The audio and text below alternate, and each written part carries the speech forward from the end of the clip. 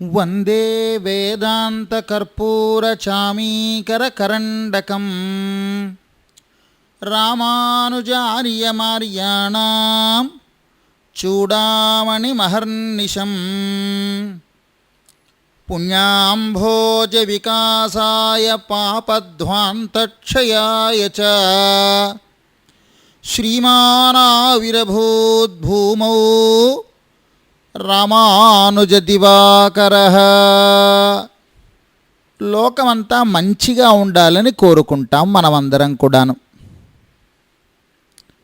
మన చుట్టూ చూస్తూ సర్వసాధారణంగా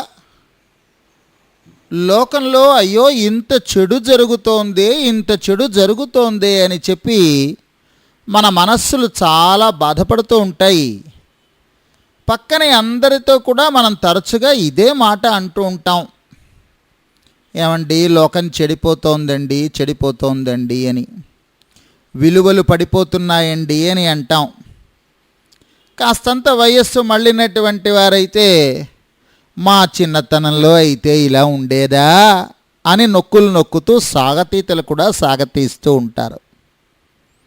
ఆశ్చర్యకరమైన విషయం ఏమిటంటే ప్రతి తరంలోనూ జరిగేది ఇదే. ప్రతి తరంలోనూ కూడా ఆ తరువాతి తరం వారి గురించి ఇదంతా దిగజారిపోతోంది అని అనుకుంటూ ఉంటారు. అయితే నిజంగా దిగజారుతోందా లేదా? దిగజారడం అంటే ఏమిటి అసలు? ఏం జరుగుతున్నట్టుగాను? మనం ఇంకొకరిలో ఉండే చెడుని గ్రహించడానికి ఎంత ఆతృత పడతామో మనలో ఉండే చెడును గుర్తించడానికి మాత్రం మనకంత ధైర్యము ఉండదు, చొరవ ఉండదు. చెడు చెడే కదండి. ఎదుటివారిలో ఉన్న చెడే, మనలో ఉన్న చెడే. సులభంగా మనం ఎదుటివారి గురించి ఒక చిన్న ఉదాహరణ కూడా చెప్పేస్తూ ఉంటాం. గురువింద గింజ తన కింద నలుపు ఎరగదండి అని ఎదుటివారి గురించి చెబుతాం. కానీ మనము అలాంటి గురువింద గింజలమే అనే ఆలోచన మనకి రాదు. ఎందుచేత ఇలా జరుగుతూ ఉంటుంది? అసలు చెడు అంటే ఏమిటి, మంచి అంటే ఏమిటి? ఆధ్యాత్మిక రంగంలో ఉన్నటువంటి వారు చెడు మంచి అనే పదాలని వాడడం కన్నా పుణ్యము పాపము అనే పదాలని వాడుతూ ఉంటారు. పుణ్యము పాపము. ఎవరైనా కాస్తంత వృద్ధిలోకి వస్తూ ఉంటే వాడు పుణ్యం చేసుకున్నాడ్రా అంటారు. లేదా ఎవడైనా ఏదైనా కష్టాలు ఏమైనా పడుతూ ఉంటే, లేదా తాము ఏదైనా కష్టాలు పడుతూ ఉంటే ఏదో పూర్వజన్మలో చేసినటువంటి పాపం అని అంటూ ఉంటాం. పుణ్యం అంటే ఏమిటి, పాపం అంటే ఏమిటి తెలిసిందే. ఇందాక చెప్పుకున్నట్టుగాను పుణ్యం అంటే మంచిని, పాపం అంటే చెడుని సాధారణంగా అనేస్తూ ఉంటారు. కానీ పుణ్యపాపాలకి కొన్ని నియామకాలు ఉన్నాయి. అంటే ఫలాంది పుణ్యం అనాలి, ఫలాంది పాపం అనాలి అని కొన్ని నియమనాలు ఉన్నాయి. ఎవరు పెట్టారా నియమనం, ఎవరు చేశారా నియామకం అనేది అంటే శాస్త్రములు, ధర్మశాస్త్రములు. భగవంతుడి కటాక్షంతో దివ్యమైన మేధాశక్తి కలిగిన మహర్షులు మొదలైన వారందరూ కూడా వేదాన్ని అతిక్రమించకుండా ధర్మశాస్త్రాలని వారు అనుగ్రహించారు మనకి. ఆ ధర్మశాస్త్రాలలో చెప్పినట్టు చేస్తే దాన్ని పుణ్యం అంటారు. అందులో ఏదేది చెయ్యకూడదని చెప్పారో అవి చేస్తే దాన్ని పాపము అని అంటారు. ఉదాహరణకి చూడండి, చట్టాలు ఉన్నాయి మనకి. ఏ రాష్ట్రానికి ఆ రాష్ట్రం చట్టం చేసుకుంటూ ఉంటుంది. అలాగే కేంద్ర ప్రభుత్వం కూడా చట్టం చేస్తుంది. అయితే ఈ చట్టాలన్నీ మన దేశ రాజ్యాంగానికి లోబడి ఉండాలంతే. ఎవరైనా ఒక ప్రభుత్వం తప్పుడు చట్టం చేసిందంటే వెంటనే న్యాయస్థానాల ముందుకొచ్చి రాజ్యాంగం ప్రకారం ఈ చట్టం చెల్లదు అని పక్కకి పెట్టేస్తూ ఉంటారు. ఆ విధంగానే వేదం అంటే రాజ్యాంగం అని అనుకోండి. ఈ ధర్మశాస్త్రాలన్నీ చట్టాలు లాంటివన్నమాట. అంచేత ఈ మహర్షులందరూ ధర్మశాస్త్రములన్నీ ప్రవర్తింపచేసినప్పుడు ఆ వేదానికి లోబడి, అంటే రాజ్యాంగానికి లోబడి చట్టం జరిగినట్టుగా వేదానికి లోబడి ధర్మశాస్త్రాలన్నీ కూడా మనకి అనుగ్రహించారు. అయితే ఒక విశేషమైన భగవత్ కటాక్షం ఉంటే తప్ప వేదము యొక్క సారము అర్థము కాదు కనుక, వేదము యొక్క హృదయం అర్థము కాదు కనుక, పదములు అర్థము కావచ్చు, వాక్యములు అర్థము కావచ్చు, కానీ హృదయం అర్థం కాకపోవచ్చు. అంచేత అది భగవంతుడి అనుగ్రహం వల్లనే అవుతుంది కనుక ధర్మశాస్త్రములు వ్రాసినటువంటి మహర్షులందరూ కూడా దేనిని పుణ్యం అన్నారో దేనిని పాపం అన్నారో దాన్ని మనం స్పష్టంగా గ్రహించేయచ్చు. ఏమిటది? ఏమీ లేదు, చాలా సింపుల్గా చెప్పుకున్నాను చూడండి. పుణ్యం అంటే ఏమిటో, పాపం అంటే ఏమిటో. భగవంతుడికి ఇష్టమైన దానిని పుణ్యం అంటారు, ఆయనకి ఇష్టం లేని దాన్ని పాపం అంటారు, అంతే. ఇంకొక నిర్వచనం ఏమీ లేదు. అందుచేత లోకంలో అంతా ఇంత చెడు పెరిగిపోయింది, మంచి కనిపించడం లేదండి, ప్రతివారు కూడా స్వార్థపరులు అయిపోయినారండి, ఎదుటివారిని మోసం చేయడానికే సిద్ధపడుతున్నారండి అని మాటి మాటికి మనం అనుకుంటూ ఉంటాం చూసారా. మనలో కూడా అయ్యో ఈ చెడు పెరిగిపోతోంది కానీ మంచి బుద్ధులు రావటం లేదండి అని ఎప్పుడైనా మనని మనం పరిశీలించుకుంటున్నప్పుడు అనుకొని బాధపడుతూ ఉంటాం చూసారా. వీటన్నిటికీ కారణం ఏమిటి? పుణ్యం తగ్గిపోయి పాపం పెరిగిపోవడమే. పుణ్యం తగ్గడము, పాపం పెరగడమును. అంచేత మనకేం కావాలి ఇప్పుడు?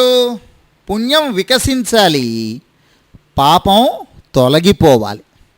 వికసించడం అంటే అధికమవ్వడం అన్నమాట. పాపం కాస్త పూర్తిగానే తొలగిపోవాలి, మనకదేం కొంచెం కూడా ఉండకూడదు. ఈ పాపం అంటే చీకటి లాంటిది అనుకోండి, అజ్ఞానం లాంటిది అనుకోండి. అజ్ఞానాన్ని పాపాన్ని కూడా చీకటితో పోలుస్తారు. పుణ్యాన్ని ఒక తామర పుష్పంతో పోలుస్తారు. అందుచేత మనకి తామర పుష్పం వికసించాలండి, చీకటి కాస్త తొలగిపోవాలండి. ఎలా వస్తుంది? ఎలా జరుగుతుంది? సూర్యుడు ఉదయిస్తే జరుగుతుంది. సూర్యుడు ఉదయించగానే చీకట్లు కాస్త తొలగిపోతాయి. కొంచెం ఉండి కొంచెం పోవడం కాదు, అవి తొలగిపోతాయి. తామర పుష్పాలన్నీ కూడా వికసిస్తాయి.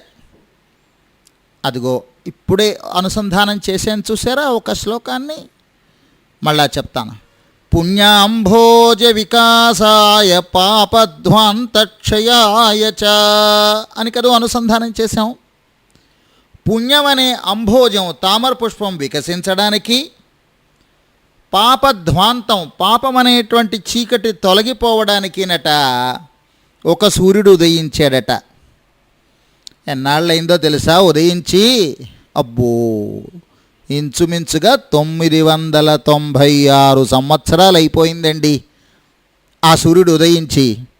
ఆ సూర్యుడు ఈనాడు మనం చూస్తున్నటువంటి ఈ సూర్యుడిలాగా ఒకమారు తాపాన్ని కలిగించేటువంటి టెంపరేచర్ అంటే ఉష్ణోగ్రతని పెంచేయడం అలాంటివేమీ లేవు. కానీ ఈ సూర్యుడు ఎలాగైతే జీవరాశులందరినీ రక్షిస్తాడో అలా రక్షించగలిచినటువంటి శక్తి ఉన్న ఒకానొక సూర్యుడట. ఆ సూర్యుడి పేరు ఏమిటో తెలుసా? రామానుజ దివాకర అన్నారు.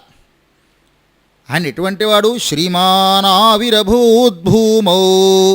శ్రీమాన్, ఆయన శ్రీమాన్ అంటే ఇక్కడ శ్రీమాన్ అంటే మామూలుగా అర్థమైతే ఐశ్వర్యవంతుడు అని, ఇక్కడ అర్థం కాదు.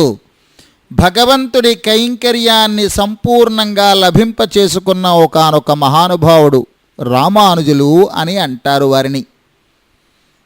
పుణ్యమనే తామర పుష్పాన్ని వికసింపచేయడానికి, పాపం అనే చీకటిని తొలగించడానికి అదిగో ఆయన ఆవిరభూత్, ఆయన ఉదయించారట, అంటే ఆవిర్భవించారట మన ఈ భూమండలం మీద. ఇది కేవలం భగవంతుడి అనుగ్రహమే.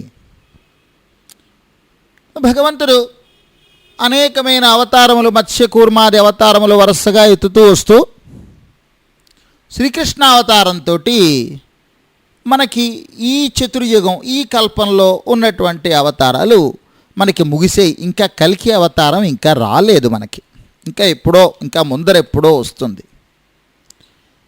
కలి బాగా పెరిగిన తర్వాత వస్తుంది అని అంటారు. ఈ బాగా పెరగడం అనేది దీనికి ఏదో ఒక కాల నియమాన్ని 5,000, 10,000, 20,000, 5 లక్షలు, 20 లక్షలు అని చెప్పి ఒక కాలాన్ని ఎంత పెట్టినప్పటికీ మనకేమనిపించేస్తోందంటే అప్పుడే కలి బాగా పండిపోయింది అని అనిపించేస్తోంది. అయితే ఎప్పుడు వచ్చిందంటారు ఈ కలియుగం అనేది? శ్రీకృష్ణ పరమాత్మ ఎప్పుడు ఏ క్షణంలో అయితే పరమపదానికి వేంచేశాడో, ఇక్కడ ఉండేటువంటి తన దివ్యమంగళ విగ్రహాన్ని ఉపసంహరించుకొని పరమపదానికి వెళ్ళిపోయినాడో అప్పటి నుంచి ప్రవేశించిందన్నమాట ఈ కలి. ఆయన పరమపదానికి వెళ్ళిపోయిన తర్వాత కృష్ణ పరమాత్మ తానెత్తినటువంటి అవతారాలన్నీ ఒక్కమారు సమీక్ష చేసుకున్నాడట. దశావతారములు అని మనకి తెలుసును. అవి కాక ఇంకా అనేకమైన అవతారములు సంభవామి యుగే యుగే అన్నట్టుగా ఎన్నో పర్యాయములు ఆయన అవతరించి వచ్చి దిగి వచ్చి ఇక్కడ అన్యాపదేశంగా అయితేనేమి, నేరుగా అయితేనేమి అనేకమైనటువంటి ఉపదేశాలు చేసి వెళ్ళాడు. ఏమైనా బాగుపడ్డారా ఈ ప్రజలందరూనూ? అబ్బే, ఏమీ లేదు. రామావతారం మొదలైనటువంటి అవతారాలన్నింటిలో కూడా కాస్తంత వీళ్ళు ఇంకా ప్రయత్నం చేద్దామని అనుకున్నాడు. కనుక కృష్ణావతారంలో తాను అవతరించి ఉండగానే జరుగుతున్నటువంటివన్నీ చూసి, తన చుట్టూ ఉండే వ్యక్తులందరూ కూడా ఎలా ప్రవర్తిస్తున్నారో చూసి అసలు విసుగు వేసిపోయింది ఆయనకి. ఎంత విసుగు వేసిపోయిందంటే ఆయన మనందరినీ కూడాను మంచి మంచి బిరుదులు ఇచ్చి మరీ వెళ్ళిపోయినాడు. మూఢాః నరాధమాః మాయయాపహృత జ్ఞానాః ఆసురం భావమాశ్రితాః అని చెప్పి మనకి చాలా బిరుదులు ఇచ్చి విసుగెత్తి వెళ్ళిపోయినాడు పాపం కృష్ణ పరమాత్మ. అక్కడికి వెళ్ళాడు, ఆదిశేషు మీద పవళించున్నాడు. కానీ అయ్యో, ఇక్కడ ఉండేటువంటి వారు ఈ విధంగా శాస్త్ర విరుద్ధమైనటువంటి పద్ధతుల్లో నడవడానికే మొగ్గు చూపిస్తున్నారు.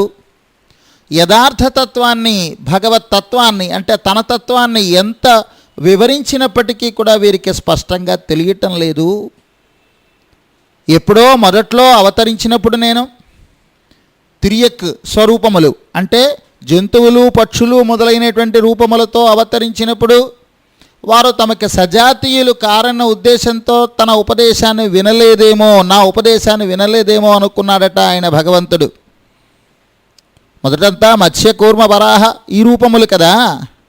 ఈ రూపములన్నీ జలచరములు లేదా భూచరములు అయినప్పటికీ కూడా జంతువులు మొదలైనటువంటి వాటిగా ఆయన అవతరించి ఆ రూపంలో ఉపదేశాలు చేస్తే తమకి విజాతీయమైనటువంటి స్వరూపం కనుక మానవులకి పట్టలేదేమో అని అనుకొని ఆయన రాముడుగా, కృష్ణుడుగా సజాతీయమైనటువంటి శరీరాలని, దివ్యమంగళ విగ్రహాలని ధరించి ఆయన మన దగ్గరికి వచ్చి ఉపదేశం చేసినప్పటికీ ప్రయోజనం కలుగకపోయేసరికి చాలా ఇబ్బందిగా పాపం ఆయన ఆదిశేషు మీద అటు ఇటు కదిలేడట.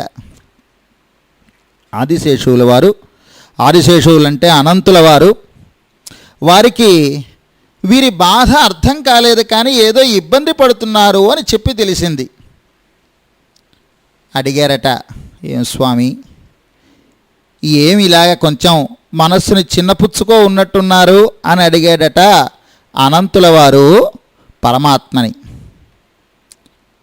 ఈయన పరమాత్మ మరో ఎక్స్పెరిమెంట్ చేద్దాం అనుకున్నాడు. ఆయన ఈ మానవులని సరిదిద్దడం కోసమని, భగవతత్వం సంపూర్ణంగా ఇక్కడ ఆవిష్కరణ అవ్వడం కోసమని తాను చేసినటువంటి ఇదివరకు చేసినటువంటి ప్రయత్నాల వలన తగినంత ప్రయోజనం లభించలేదు కనుక నేనేదో మళ్ళా అవతరించేసి అతిమానుష చేష్టితములు కొన్ని చేసి వారిని నావైపు తిప్పుకోవడం కన్నా వారితో సమానమైనటువంటి పద్ధతిలో నడువగలిచిన ఒక మహానుభావుణ్ణి ఎవరినైనా నేను అక్కడ జన్మింపచేస్తే బాగుంటుంది అనుకున్నాడు పరమాత్మ. వెంటనే ఆదిశేషువులు అంటే అనంతుల వారి వైపు చూశారు. ఏమండి, నేను ఇన్నాళ్ళు వెళ్ళి అక్కడ వచ్చాను కదా, మాటిమాటికి వెళ్ళి వస్తున్నాను కదా, మీరు భూలోకంలో అవతరించి నా గురించి, నా తత్వం గురించి వివరించి లోకాన్ని ఉద్ధరించి రారాదు అని అడిగారట అనంతుల వారిని పరమాత్మ నారాయణమూర్తి, శ్రీమన్నారాయణమూర్తి. అమ్మో అన్నారు ఆయన. అమ్మో అంటే భూమండలం మీదకి రావడానికి భయపడి కాదు, పరమాత్మని విడిచి రావలసి వస్తుందని ఆయన భయం. సకల విధములైన సేవలు చేసుకుంటూ ఉంటారు అనంతుల వారు అక్కడ. ఈయన పవళిస్తానంటే పాన్పు అవుతారు, ఈయన నిలబడతానంటే ఆయనకి పాదుకలు అవుతారు, ప్రయాణం చేస్తానంటే తెప్ప అవుతారు, పైన గొడుగు అవుతారు. ఏది కావాలంటే అదే అన్ని విధములుగా కైంకర్యం చేసుకుంటున్నటువంటి తాను ఇప్పుడు విడిచిపెట్టి ఈ భూమండలం మీదకి రావడము అని అంటే గతుక్కుమన్నారు ఆయన. మళ్ళా అన్నారు ఆయన పరమాత్మ శ్రీమన్నారాయణమూర్తి, అబ్బే ఎక్కువ రోజులేం అక్కర్లేదండి, ఒక్క 200 సంవత్సరాలు అక్కడ ఉండండి అన్నారు. ఏం చేస్తారు పాపం అనంతులు, అడిగిన మాటని కాదనలేరు కదా, ఆజ్ఞాబద్ధులుగా ఉండవలసిందే కదా. అయినప్పటికీ కూడా తన మానసికమైనటువంటి భావనని వ్యక్తపరిచేశారు. స్వామి, నిన్ను విడిచి నేను ఉండగలనా? ఆనాడు నువ్వు రామచంద్రమూర్తిగా అవతరించడానికి వెళితే నేను లక్ష్మణుడిగా నీతో పాటే వచ్చేశాను. నువ్వు కృష్ణుడిగా అవతరించడానికి వెళితే బలరాముడిగా అనుసరించాను. ఇప్పుడు నిన్ను విడిచి ఉండలేనని చెప్పి తెలిసి కూడా ఒక్కడనే వెళ్ళమంటావేమిటి స్వామి అని అడిగారట అనంతుల వారు. చాలా బేలగా దీనంగా అడిగారు. పరమాత్మకి తెలుసిన విషయం, శ్రీమన్నారాయణమూర్తికి తెలుసును ఈయన తనని విడిచి ఉండలేరు అని అన్నారు. తప్పదు, ఏం చేస్తాం. సమస్య ఎక్కడొచ్చిందంటే నా అంత నేనే వెళ్ళి పరమాత్మని నేనే, ఈ సమస్తమైనటువంటి సృష్టి స్థితి సంహారములు నా వలనే జరుగుతున్నాయి, నన్ను ఆశ్రయించిన నాడు మీకు సమస్తమైన శుభములు కలుగుతాయి, లోకమంతా సుఖంగా ఉంటుంది అని చెప్పి నేను ఎంత చెప్పుకుంటున్నప్పటికీ లోకంలో వారు ఏదో అతిశయం చెప్పేసుకుంటున్నాడేమో అని అనుమానపడుతున్నారు. అందువలన మీరు కిందకి దిగి భూమండలానికి వెళ్ళి మీరు నా గురించి చెప్పండి, అప్పుడు ఒకరు ఇంకొకరి గురించి చెబితే అంగీకరిస్తారు ఆ లోకంలో ఉన్నవారు అన్నాడు పరమాత్మ. అంతే కదా, మనం కూడా ఇక్కడ చూస్తూనే ఉంటాం. ఎవరినైనా ఒక సభకి మనం పిలిచామంటే ఆ సభకి ఆ అతిథిగా వచ్చిన ఆయన తన గురించి తాను గొప్పతనం చెప్పుకోవడం కన్నా ఈ పక్కన ఉన్నటువంటి వారు ఈయన ఇలాంటి మహానుభావుడు అండి అని చెబితే అప్పుడు కదా ఆయన మీద ఆ సభలో ఉన్నవారికి గౌరవం కలుగుతుంది. అదేవిధంగా శ్రీమన్నారాయణమూర్తి చెప్పారు, ఇదిగో మీరు ఎలా ఉండాలో తెలుసా అని అనంతుల వారికి చెబుతున్నారు శ్రీమన్నారాయణమూర్తి. నేను రాముడిగా కృష్ణుడిగా అవతరించినప్పుడు నేను మనుష్య విడంబనతోటే ఉన్నాను, మానవుడిలాగే ప్రవర్తించాను. ఎప్పుడో 1-2 మార్లు అతి మానుష చేష్టములు చేశాను అనుకోండి, అవేం పెద్ద లెక్కలేదు, కానీ ఎక్కువగా మనుష్య విడంబనతోటే ఉన్నాను. అలాగే మీరు కూడా మానవ సహజమైన ప్రవర్తనతోటే ఉండాలని గుర్తుపెట్టుకోండి.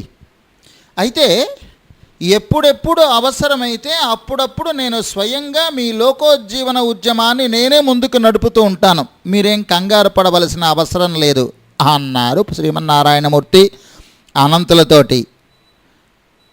ఒక్కసారి ఈయన మనస్సు ఉప్పొంగిపోయింది అనంతుల వారిది. అమ్మయ్య నువ్వు కూడా వస్తున్నావు అన్నమాట, అయితే ఇద్దరం కలిసే వెళదాం, ఏం పర్వాలేదని చెప్పి ఆయనంటే అబిబే అలా కాదయ్యా, ఇప్పటికే శ్రీరంగంలో రంగనాథుడి పేరుతోటి, కాంచీపురంలో వరదరాజుల పేరుతోటి, తిరుమలలో వెంకటేశ్వర స్వామి పేరుతోటి, అలాగే మేల్కోటలో సంపత్ కుమార్ పేరుతోటి, బద్రీలో బద్రీనాథుడి పేరుతోటి, ద్వారకలో ద్వారకానాథుడి పేరుతోటి, పూరిలో జగన్నాథుడి పేరుతోటి, సేతు దగ్గర రామేశ్వరం దగ్గర సేతుమాధవుడి పేరుతోటి ఇప్పటికే నేనున్నాను భూమండలం మీద.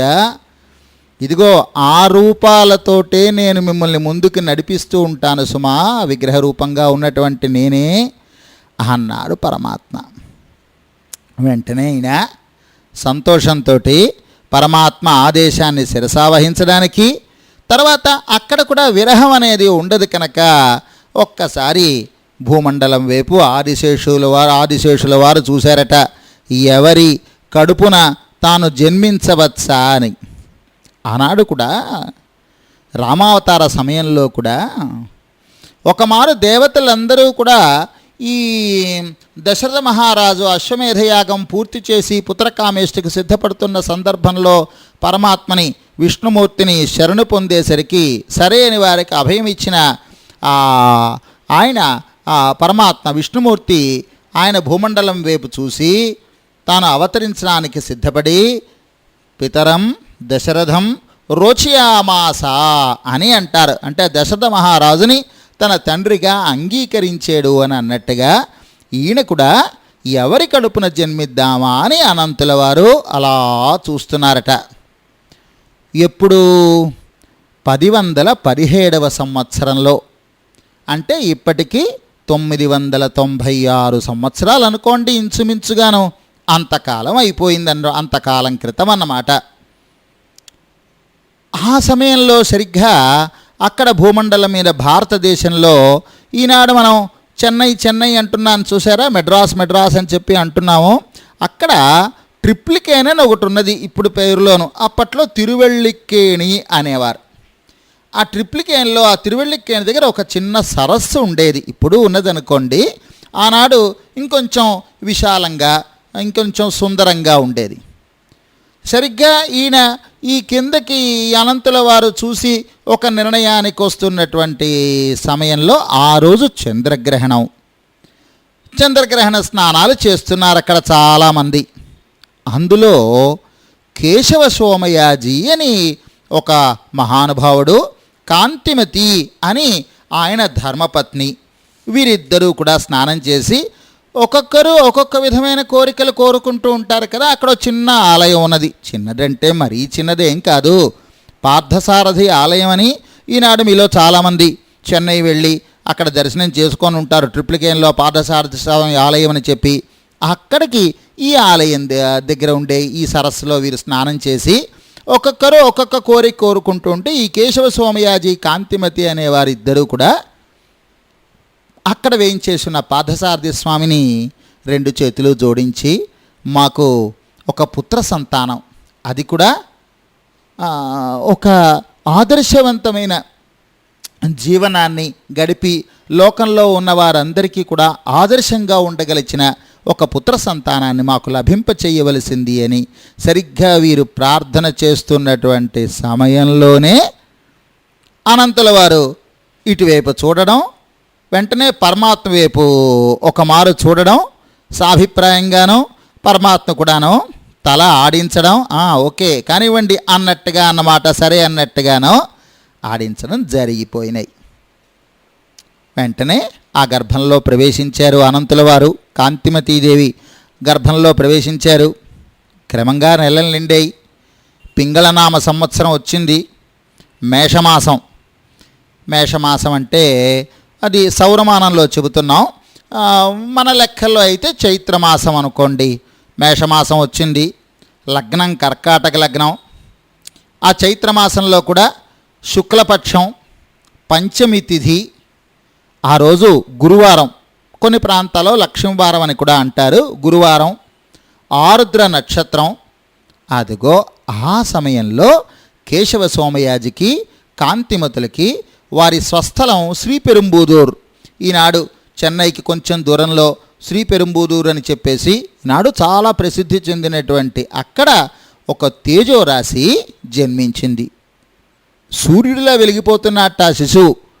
లోకంలో మహానుభావులైన వారందరూ కూడా వారి ఆ పువ్వు పుట్టగానే పరిమళిస్తుంది అన్నట్టుగా వారి ఆ జన్మని స్వీకరించిన మరుక్షణంలోనే ఆ తేజస్సు అంతా కూడా గోచరం అవుతూ ఉంటుంది.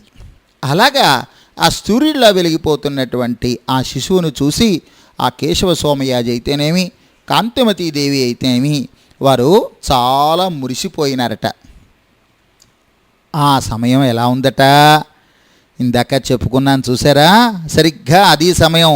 పుణ్యాంభోజ వికాసాయ పాపధ్వాంతక్షయాయ చ శ్రీమానావిరభూద్భూమౌ రామానుజ దివాకర. రామానుజులు వారే రామానుజులు. రామానుజ దివాకర, రామానుజులనే సూర్యుడు ఆయన ఆవిర్భవించారు. ఎందుకోసమని ఇందాక మనం చెప్పుకున్నాం. సూర్యుడు ఉదయించగానే చీకట్లో తొలగిపోయి తామర పుష్పాలు ఎలా వికసిస్తాయో అలాగా లోకంలో ఉన్న వారందరూ కూడా భగవంతుడికి ఇష్టమైన పనులే చేసేటట్టుగా, కష్టమైన పనులు చెయ్యకుండా ఉండేటట్టుగా చేయడానికి అవతరించిన మహానుభావులు వారు. అయితే వారికి రామానుజుల వారని కాదప్పుడు పేరు. తల్లిదండ్రులు కాంతిమతీదేవి అయితేనేమి, అలాగే కేశవ సోమయాజి అయితేనేమి అపురూపంగా జన్మించినటువంటి ఆ శిశువుకి లక్ష్మణార్యులు అని పేరు పెట్టుకున్నారు. దేదీప్యమానంగా వెలిగిపోతున్నాడు ఆయన. చాలా గారాబంగా పెంచారు. గారాబంగా పెంచారంటే క్రమశిక్షణ లేకుండా పెంచారని కాదు అర్థం. గారాబము దానికి అర్థం సరి అయినటువంటి మార్గంలో పెంచారు అని అర్థం అన్నమాట. పెరిగి పెద్దవాడవుతున్నాడు. ఆనాటి పద్ధతుల ప్రకారం సకాలంలో ఉపనయనం చేశారు. తండ్రి కూడా పండితుడే కనుక తండ్రి దగ్గరే విద్యాభ్యాసాన్ని చాలా వరకు పూర్తి చేసేశాడు ఆయన. 16 సంవత్సరముల వయస్సు వచ్చింది. మంచి అందమైనటువంటి అమ్మాయిని తీసుకొని వచ్చారు. తంజమాంబ అని ఒక అమ్మాయి, చాలా అందంగా ఉంటుందామె. వివాహం జరిగిపోయింది. వివాహం జరిగిన కొన్ని రోజులకి, కొంతకాలానికి, కొన్ని రోజులకు కాదు కొంతకాలానికి తండ్రి గారు పరమపదించారు. ఇంకా శ్రీపెరుంబుదూరులో ఉండవలసినటువంటి అవసరం రామానుజుల వారికి కనిపించలేదు. రామానుజుల వారు అనకూడదుగా, ఇంకా రామానుజుల వారు అవలేదు. వారు లక్ష్మణార్యులే. లక్ష్మణార్యుల వారికి ఇంకా చదువుకోవాలని కోరిక కలిగింది.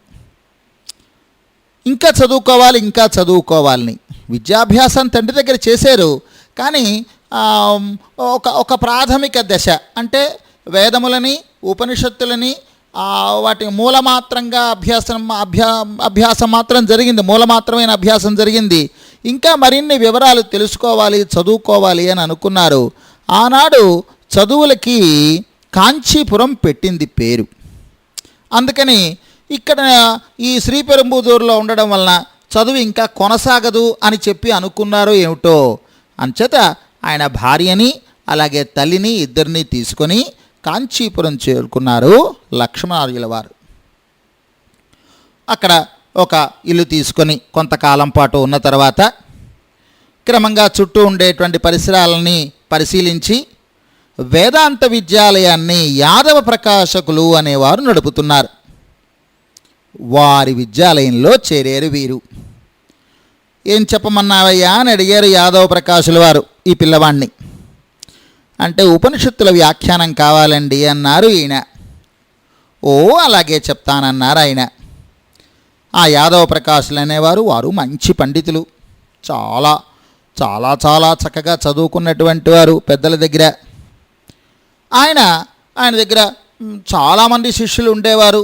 ప్రసిద్ధి అయినటువంటి ఆ గురువు దగ్గర శిష్యుల సంఖ్యకి ఎందుకు లోటు ఉంటుంది కనుక వారితో పాటుగా రామానుజుల వారు కూడా, అంటే లక్ష్మణార్యుల వారు కూడా వారితో పాటే విద్యాభ్యాసం చేస్తున్నారు. చాలామంది విద్యార్థులు ఉన్నప్పటికీ అందరిలోనూ ఈ లక్ష్మణార్యులంటే ఈ గురువు గారికి, ఈ యాదవ ప్రకాశకులకి చాలా ఇష్టం. ఎంచేత మొదటి కారణం చూడగానే ఆకర్షణీయమైన రూపం, చాలా అందంగా ఉండేవారట వీరు. చక్క గుండ్రని ముఖం, ఆ కర్ణములు, ఆ చెవుల సౌందర్యం ఇంకా అధికంగా ఉండేట. తమ్మెలు కాస్త వెడల్పుగా విశాలంగా ఉండి పెద్ద పెద్ద కళ్ళు, ఇక్కడి నుంచి ఆ చెవుల వరకు కూడా విశాలంగా ఉన్నటువంటి నేత్రములు, ఎప్పుడూ చెరగనటువంటి చిరునవ్వు, ఇంకా చూడగానే మనం కళ్ళు తిప్పుకోలేనట్టుగా ఉండేదట ఆ లక్ష్మణార్యుల రూపమే చాలామందిని ఆకర్షించేస్తుంది. దానితో పాటుగా చాలా తెలివైనవాడు, మంచి చురుకుదనం ఉన్నటువంటి వాడు, చాలా చొరవ కలిగినటువంటి వాడు ఈ లక్ష్మణార్యులు. అందుచేత మొత్తం విద్యార్థులందరిలోనూ కూడా ఎక్కువసేపు ఈయన ముఖం వైపు చూసి పాఠం చెబుతూ ఉండడం, ఏమయ్యా ఏమంటావు అని అంటూ ఉండడం, ఇలా చేసేవారు యాదవ ప్రకాశుల వారు. పాఠం జరుగుతూ ఉంది, రోజు పాఠం జరుగుతూనే ఉంది. ఓ మారు పాఠం ఏమిటంటే, యజుర్వేదంలో తైత్తిరీయ ఉపనిషత్తు అనే ఒక ఉపనిషత్తు ఉన్నది. ఆ ఉపనిషత్ పాఠం నడుస్తోంది. ఆ ఉపనిషత్తులో అప్పుడు భగవంతుడి లక్షణములేమిటి అంటే, భగవంతుడు అని కదా మనం అనుకుంటున్నాం, ఎప్పుడూ చూడలేదు మనం. ఏదో ఆయన అవతరించి వచ్చినటువంటి విశేషాలని పురాణాదుల్లో మనం వినడం తప్పితే ఆయన లక్షణములు ఏమిటో మనకి తెలియదు. ఆ లక్షణములన్నీ ఉపనిషత్తుల్లో చెప్పారు. దాన్నే భగవతత్వం అని అంటారు. ఆ భగవతత్వం అనే దానికి కొన్ని లక్షణములు చెబుతారు. ఆ లక్షణాలని అందులో చెబుతారు. మనం భగవంతుడు అంటున్నామా?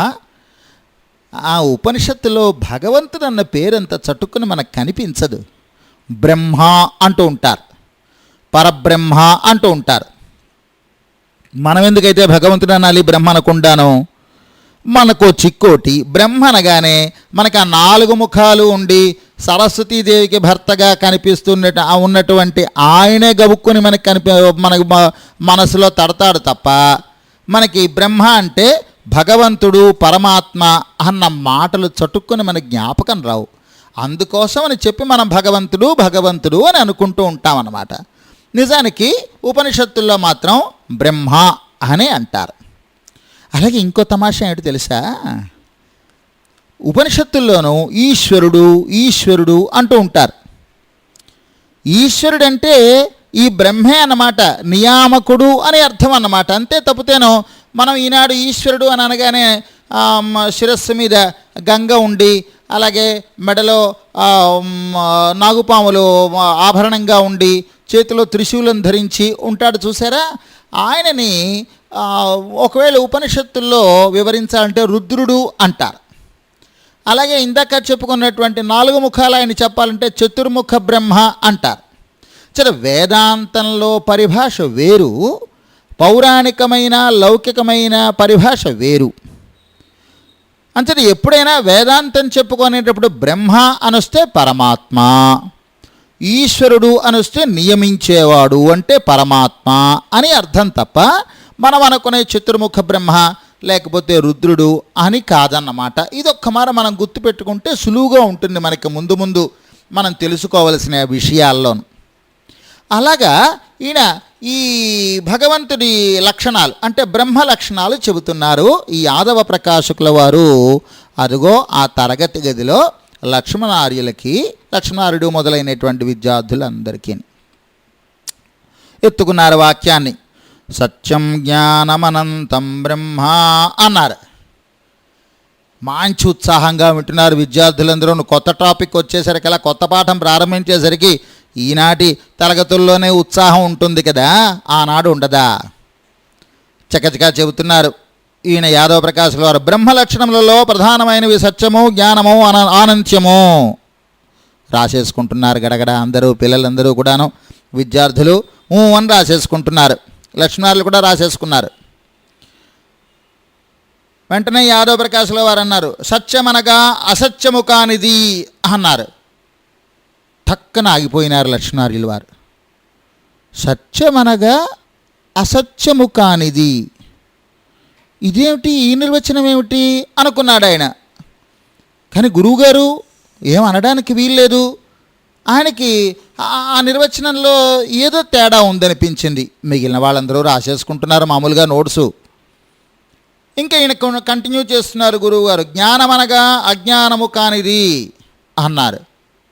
మరింత తెల్లబోయినారు లక్ష్మణార్యుల వారు. అనంతమనగా పరిచ్ఛిన్నము కానిది అని యాదవ ప్రకాశుల వారు అన్నారు. ఇంకా ఆగలేకపోయినారు లక్ష్మణార్యుల వారు. కాస్తంత ఇబ్బందిగా కదిలారు.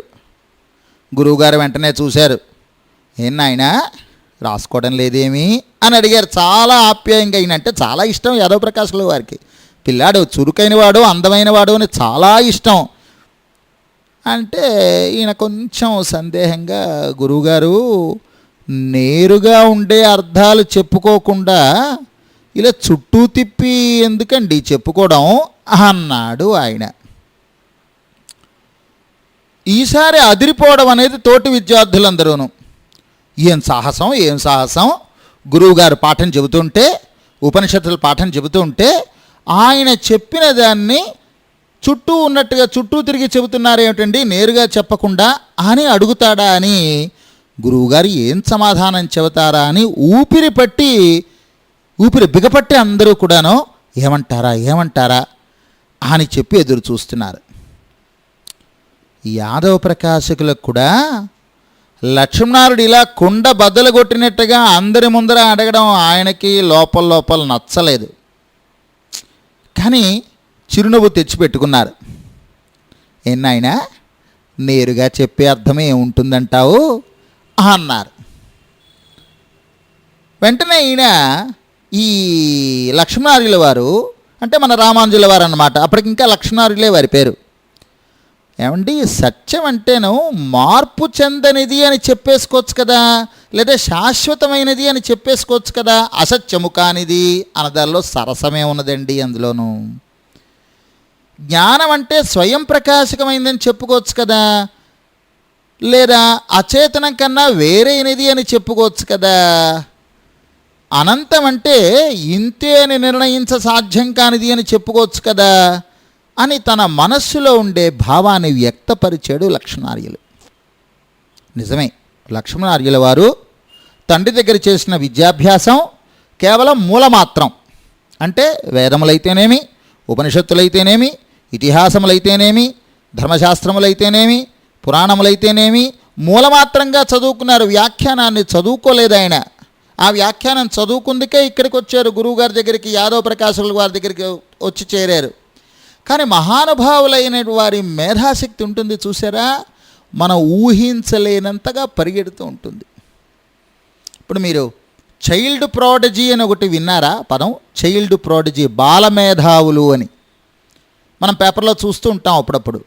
ఇగో ఫలానా పిల్లవాడు 8వ ఏటనే యూనివర్సిటీలో చదువుకున్నాడండి అంటారు, 6వ ఏటనే ఉపన్యాసాలు ఇచ్చాడండి అంటారు. ఇంత బాలమేధావులు అన్నమాట. వీరికి ప్రత్యేకమైన భగవద్ అనుగ్రహం వలన వారిలో ఆ మేధాశక్తి వికసించి ఉంటుందన్నమాట చిన్నతనంలోనే. అలాగే ఈ రామానుజుల వారికి కూడా, రామానుజుల వారు అంటే ఎవరు? ఆయన అనంతుల వారే కదూ, భగవంతుడి ఆజ్ఞ మీద కిందకి దిగి వచ్చినటువంటి వారే కదా. వారు అదిగో ఆ కృష్ణ పరమాత్మకి జ్ఞానంలో ఏమి లోటనండి, సాందీపని అనే ఆయన దగ్గర చదువుకున్నారు. రామచంద్రమూర్తికి జ్ఞానంలో ఏమి లోటని వశిష్ఠుల వారి దగ్గర చదువుకున్నారు. అదంతా మనుష్య విడంబనలో భాగం. అలాగే అనంతుల వారు కూడా, అంటే ఈ రామానుజుల వారు కూడా, లక్ష్మణార్యుల వారు కూడా కేవలం మనుష్య విడంబన కోసం యాదవ ప్రకాశుల వారి దగ్గర చేరారు తప్ప వారి దగ్గర జ్ఞానానికి లోటుండి కాదు. అంచేత గురువుగారు ఎప్పుడైతే అర్థాన్ని నేరుగా ఉపనిషత్తు వాక్యానికి అన్వయం చేయకుండా కాస్తంత చుట్టు తిప్పి చెప్పారో, వీరు దానిని మనస్సులో ఉన్నదాన్ని కాస్త వ్యక్తపరిచేశారు.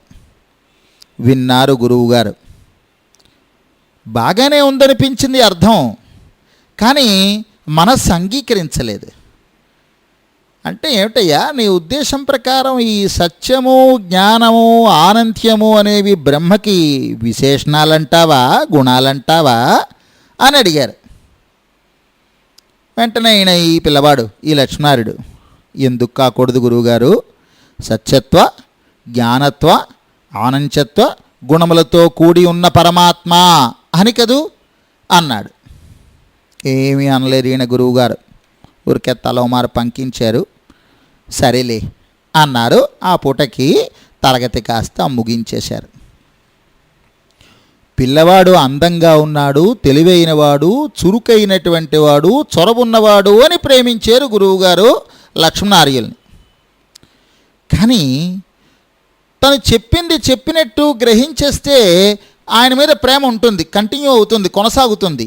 కానీ తనకి ఎదురు చెప్పే శిష్యుల మీద సర్వసాధారణంగా గురువులకి అంత ప్రేమ ఉండదు, క్రమంగా తగ్గుతూ వస్తుంది. బాగా సంస్కారవంతులు అవ్వాలి, లేకపోతే మాత్రం గురువుగారు చెప్పింది ఎదురు చెప్పారా శిష్యులు ఎవరైనా వాళ్ళని ఎలాగైనా దూరం పెట్టాలని అనిపిస్తారు. అంతేకాదు, తమకన్నా అధికమైన మేధాశక్తి ఉన్న శిష్యులంటే గురువులకి ఈర్ష్య కలగడం అనేది చాలా సహజం. యాదవ ప్రకాశకులకి ఈర్ష్య అంత అని చెప్పేలేం, కానీ అప్పటికింకానో లక్ష్మణారుడి వివరణ బాగున్నది, తన వివరణ బాగులేదు అంచేత కాస్తంత నిద్రాణంగా ఉన్న అహాన్ని కాస్త కదిపేసింది. అది అహంకారం తలెత్తడం ప్రారంభించింది. ఎంచేత యాదవ ప్రకాశకులు ఏం తక్కువారా ఏమిటి? చాలా గొప్ప పండితులు, ఎన్నో గ్రంథాలు అధ్యయనం చేసిన వారు, వేలాది విద్యార్థుల్ని తయారు చేశారు. ఒక ఒక ఒక వేదాంత దర్శనానికి మూల పురుషులు కూడాను. దర్శనం అంటే ఏం లేదు, తత్వ నిరూపణం చేసే సిద్ధాంతం అన్నమాట. భగవత్తత్వం ఇది అని ఉపనిషత్తుల ఆధారంగా నిర్ణయం చేసినటువంటి మంచి పండితులు ఆయన. అలాంటి వారిని ఒక 16 ఏళ్ల పిల్లవాడు ఖండిస్తే సహించి ఉండడం చాలా కష్టం. అయితే విశాల హృదయులైన వారు ఎంత పండితులైనా ఇతరుల వాదంలోనే ఔచిత్యాన్ని గ్రహిస్తారు. అప్పుడే వారి పాండిత్యానికి రాణింపు. అంతలా జరగలేదు యాదవ ప్రకాశుల వారి విషయంలో. దురదృష్టమేమో పాపం. ఆనాటి విద్యాభ్యాసం అంతా కూడా గురుకుల పద్ధతే. గురుకుల పద్ధతి అంటే ఏమిటో తెలుసా? గురువుగారి ఇంటి దగ్గర వీళ్ళు ఉండిపోతారు, పిల్లలు. వీళ్ళు ఉండిపోయి వారికి శుశ్రూష చేస్తూ ఉంటారు. రామానుజుల వారికి అప్పటికే వివాహమయ్యి తల్లితో కూడా కలిసి వచ్చేసినప్పటికీ ఎక్కువ కాలం అంతా ఇక్కడ గురువుగారి ఇంట్లోనే గడిపేవాడు ఆయన.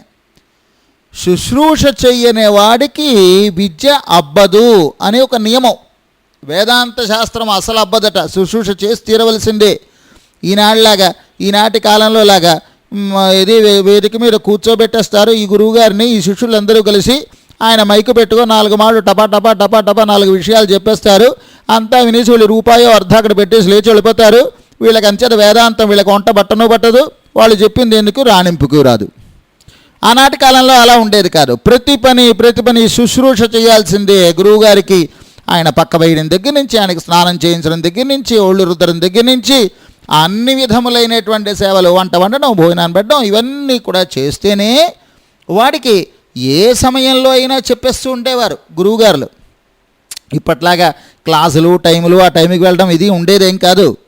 అంచేత వాళ్ళు ఒళ్ళు పడుతున్నప్పుడో కాళ్ళు పడుతున్నప్పుడో లేకపోతే తమ బట్టలు తూస్తున్నదో నాయనా ఇదిరా విషయం అని చెప్పి అలాగా ఒక నిరంతరమైన అభ్యాసం అన్నమాట అది. అంటే ఉదయం నుంచి రాత్రి వరకు అలా విద్యాభ్యాసం కొనసాగుతూనే ఉండేది. అలాంటి గురుకులంలోనే కదా ఈ లక్ష్మణార్యులు కూడా వేయించేసి ఉన్నారు, అంటే ప్రవేశించి ఉన్నారు. అంచేత గురువు గారికి వీరుణ్ణు శుశ్రూష చేస్తున్నారు, వారి పోషణలోనే పెరుగుతున్నారు. జ్ఞాన సముపార్జన అలాగే జరుగుతోంది. అందుచేత ఈయన అంతేకాదు, ఈయనతో పాటుగాను ఈయన పినతల్లి కుమారుడు ఒక ఆయన ఉన్నాడు, గోవిందుడు అని. ఆయన పేరు గోవిందార్యులు అంటారు, గోవిందుడు అని పేరు. ఈయన పేరు లక్ష్మణుడు, ఆయన పేరు గోవిందుడు అన్నమాట. ఇద్దరు సహాధ్యాయులు అంటే ఏం లేదు, క్లాస్మేట్స్ అని అర్థం అన్నమాట. ఇద్దరు సహాధ్యాయులు. ఇలా ఉండగా మళ్ళా ఓనాడు పాఠం అంటే ఇందాక చెప్పుకున్నాను చూసారా, ప్రత్యేకించి పిల్లలు అక్కడ కూర్చోవడం, ఈయన ఎత్తుగా కూర్చోవడం ఉండక్కర్లేదు. ఈయన ఒక్కొక్క సేవ చేయించుకుంటూ చెప్పేస్తూ ఉంటారు. ఓనాడేమైంది, ఈ యాదవ ప్రకాశుల వారు తన శరీరానికి తైలమర్దనం చేయించుకుంటున్నారు. తైలమర్దనం అంటే నూనెతోటి మ్యాసేజ్ అంటారు చూసారా, మ్యాసేజ్ అంటారు మనం, అలాగ మసాజ్ అన్నమాట చేయించుకుంటున్నారు. ఎవరి చేత? ఈ లక్ష్మణార్యుల చేత. గురువుగారు ఓ చిన్న లంగోటి లాంటిది కట్టుకున్నారు. ఏమంటే స్నానానికి సిద్ధపడుతున్నారు. ఆయన కాసేపు పోయిన వెళ్ళి స్నానం చేయాలి.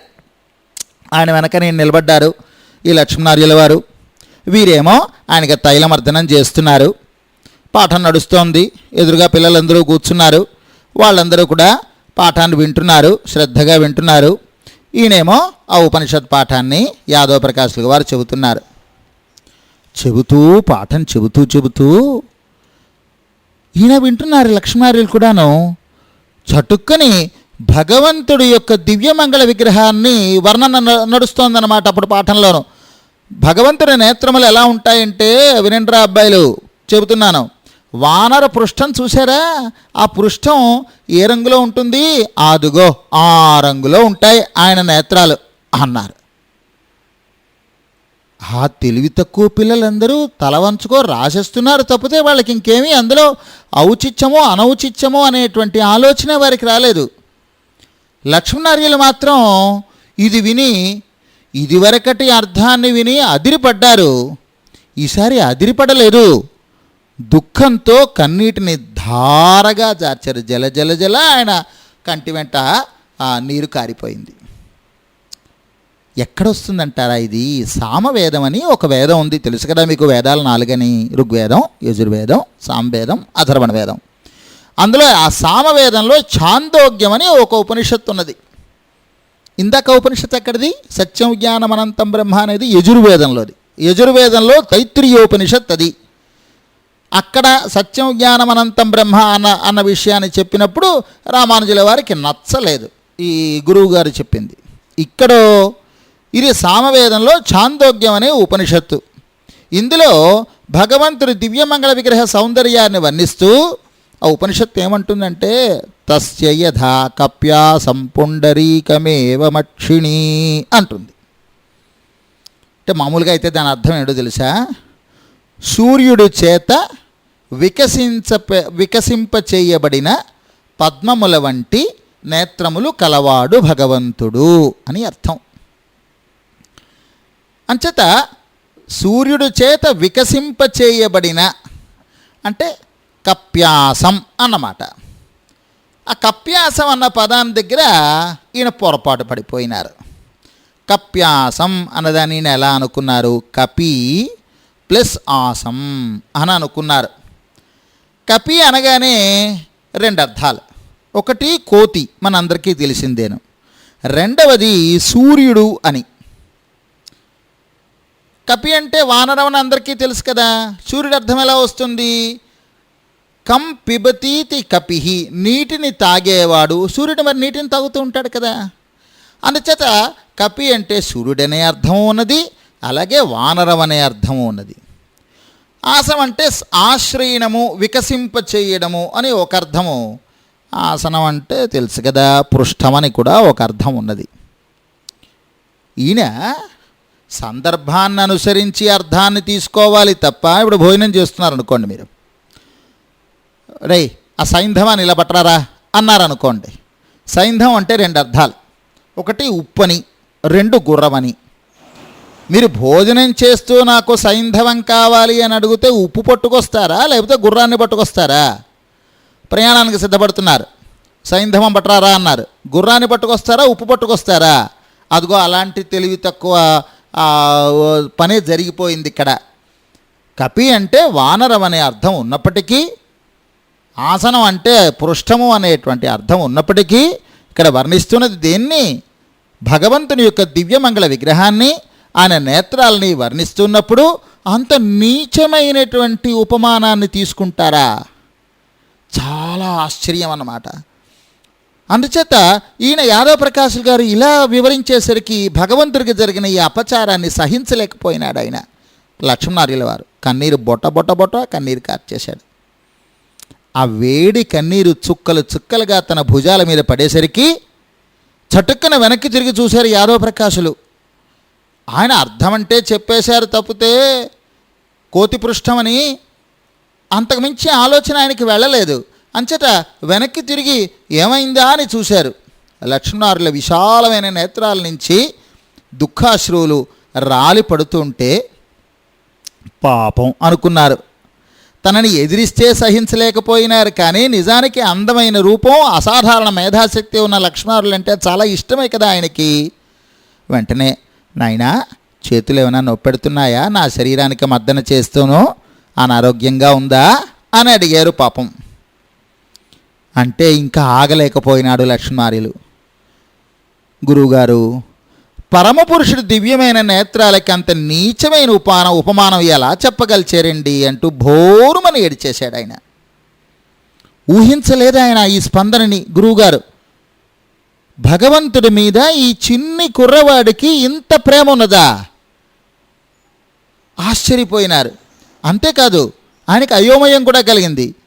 ఈయన ఇంత చిన్న పిల్లవాడికి భగవంతుని మీద ఉండే ప్రేమాత్స్యానికి ముచ్చటపడాలా, లేక తన పాఠంలో తప్పున్నదని హెచ్చరిస్తున్న శిష్యుని దండించాలా? అయోమయం. ఎంతసేపు కనుక అయోమయం, ఒక్క క్షణం అంతే. వెంటనే అహం కాస్త పైకి లేచింది. ఏరా, నీకు తెలుసు నా ఇంకో అర్థం ఏదోనో అని అడిగారు. ఈయన దుఃఖిస్తున్నారు కదూ, దుఃఖాశ్రువులు కదూ. ఈయన నీచమైన ఉపమానం చెప్పారు గురువుగారని చెప్పి ఈయన దుఃఖాశ్రువుల్ని కారుస్తున్నటువంటి వాడు ఎప్పుడైతే గురువుగారు ఏది అసలైన అర్థాన్ని చెప్పు అని అడిగేసరికల్లా ఆ దుఃఖాశ్రువులు కాస్త ఆనంద బాష్పాలుగా రూపాంతరం చెందిపోతూ పరమాత్మ నేత్ర సౌందర్యాన్ని మానసిక దర్శనంతో అనుభవిస్తూ, ఆనాడు సీతమ్మ తల్లికి రాముల వారి నేత్ర సౌందర్యాన్ని రామః కమలపత్రాక్షః అని వర్ణించి చెప్పిన ఆంజనేయ స్వామి పొందిన పారవశ్యం ఎంతో, అంతటి పారవశ్యంతో ఆ ఛాందోగ్యోపనిషత్తు వాక్య అర్థాన్ని లక్ష్మణార్యుల వారు గురువుగారికి వివరించారు. ఏం చేస్తారు గురువుగారు మాత్రం? ఏముంది, అక్కడితో తరగతి ముగించేశారు అంతేను. రోజులు గడుస్తున్నాయి, పాఠాలు నడుస్తున్నాయి. తర్వాతి కథని మళ్ళా మనం కొనసాగిద్దాం. స్వస్తి.